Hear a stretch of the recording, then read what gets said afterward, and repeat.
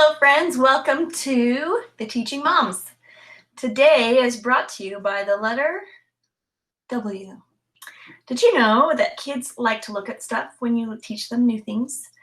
If you ever have a chance to have a prop or something to look at whenever you're trying to teach them something new, I think you'll find you will grab their attention a lot faster, and I don't think it matters how old they are either.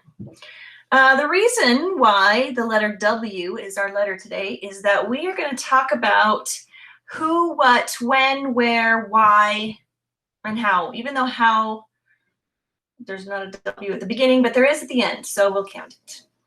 So we are going to be talking a little bit about some of the things that I think everybody should be keeping in their mind before they dive into a full-blown teaching at home situation. Who do you plan to teach? Well, obviously your kids are going to be one of the first people that you teach. When you keep that in mind, how old are your kids? What different classes are they going to be taking? What do they need? Now, this is a variable question, meaning your kids have very different needs from each other. Some definitely need more support in some areas than others. What do you want them to learn, and how can you get it to them? So what do you need to help them get what they need? So take a second if you need to and pause this and say, what do they need? How can I help them get what they need?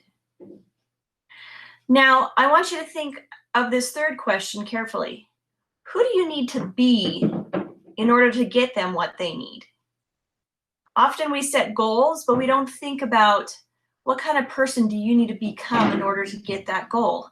If you are not willing to do certain things in order to reach your goals, then you are not the person that you need to be in order to get them.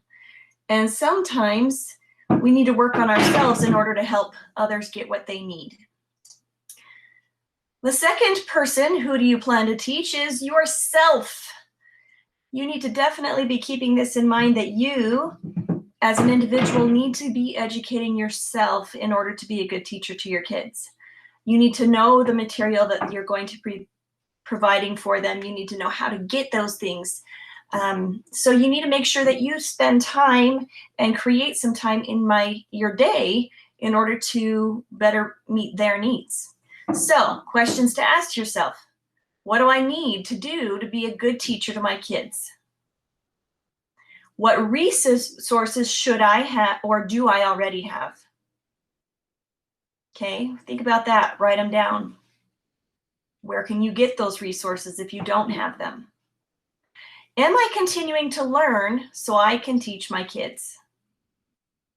Teachers are in constant professional development. We are constantly learning new curriculum, learning new strategies, learning new methods, and it's a revolving process. And as the years continue, you get better and better at it. So as you go through this, are you learning, not just learning material, but are you also learning different teaching strategies? So you've got to learn the material itself. And yes, you better believe I have a book club in mind. There are so many great books out there that I would love to share with you. So that's on another video. We will get there. But do know that that's there. The last who do you plan to teach is others. If you are planning to do school full-time, or even with the pandemic, maybe part-time schooling, you may want to do a co-op with other neighbors or friends and people that you would like to teach with. And if this is you, then be thinking about what skills you might have and things that you could do to share with others. And it could be something as simple as learning how to cook, or basic use of fractions and measuring cups.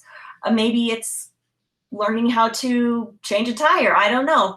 But there's plenty of skills and things out there that kids need to know that, quite frankly, are so many more vast options outside of the classroom, which could be very exciting and kind of a fun thing for you guys to be able to do with friends and neighbors. Now, with a COVID-19 situation, this may be a little more limited in how many people, and you probably should be careful with different group sizes and things like that. But keep it in mind. There may be some people that you feel comfortable with doing this.